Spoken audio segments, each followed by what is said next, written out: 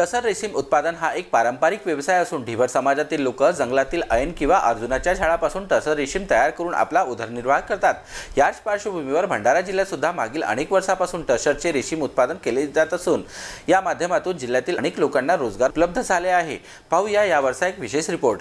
महाराष्ट्रातील आदिवासी कुटुंबे पारंपरिकरित्या टसर अंडीपुंजांचे उत्पादन करत असून रेशीम निर्मिती करतात। हा उद्योग पूर्णतः नैसर्गिकरित्या असलेल्या ऐन व अर्जुनाच्या झाडावर अवलंबून आहे।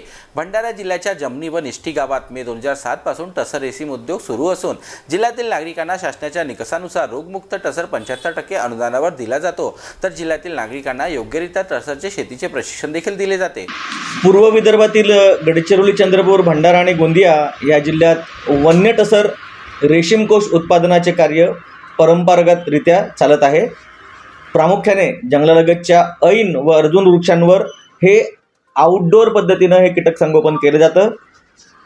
भंडारा जिल्ह्यात जिल्हा रेशीम कार्यालय मे 2007 पासून कार्यरत आहे। या कार्यालयाच्या माध्यमातून जिल्ह्यातील लाभार्थींना रोगमुक्त टसर अंडीपुंज पुरवठा 75% शासनाच्या सबसिडीनुसार दिला जातो।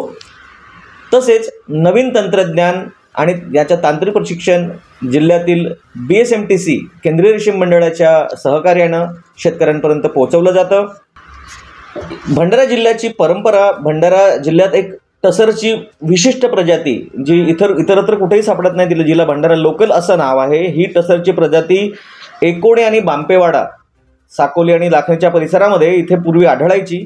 तिथे मोठ्या प्रमाणावर त्याच्या धाग्याचं उत्पादन केलं जातं आणि ते प्रसिद्ध पण होतं।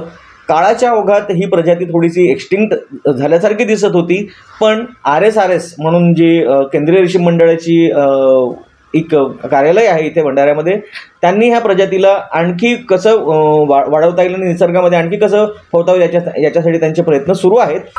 आणि इथं टसरचं काम असते जमनीला आणि आम्ही इथं 10 महिला काम करत होतो। आता 5च महिला आहेत। नेहमी आम्हाला काम मिळतं आणि अंगावरचं काम आहे। आम्ही ढिचेचं काम करतो फुटलेल्या कोशापासून आणि आम्हाला रोजला 200 रुपये रोजी पडते। 1000 रुपये किलो आहे। 1000 रुपये किलो प्रमाणे आम्हाला एका महिन्याला जेवढं आम्ही अंगावरचं काम आहे जेवढा जर काढला तेवढी आमची रोजी पडते। महिन्याला आम्ही 4 किलो धागा काढतो मी। तर भंडारा जिल्ह्यात टसरची उंच प्रजाती ही साकोली तालुक्याच्या एकोडी बांपेवाडा येथे आढळून येते। मात्र ही येथील प्रजाती लोप पावत चालली आहे। यासाठी शासनाने टसर रेशीम टिकवून ठेवण्यासाठी योग्य प्रकारचे उपाययोजना करून उत्तम प्रकारे टसरला भाव द्यावा ही अपेक्षा येथील लोकांची असली तरी सरकारची उदासीनता दिसून येत आहे। तरी सुद्धा टसर उद्योगातून जिल्ह्यातील अनेक लोकांना रोजगार उपलब्ध झाला आहे। त्यामुळे ग्रामीण भागात गावातच रोजगाराच्या संधी उपलब्ध असल्याने महिलांना रोजगार मिळाला आहे। GB न्यूजचे प्रत्येक अपडेट मिळवून घेण्यासाठी तुम्ही आमच्या चॅनलला लाईक करा, सबस्क्राइब करा आणि शेअर करा। तसेच बेल आयकॉनला सुद्धा प्रेस करा। आपला जिल्हा, आपली बातमी, GB न्यूज भंडारा।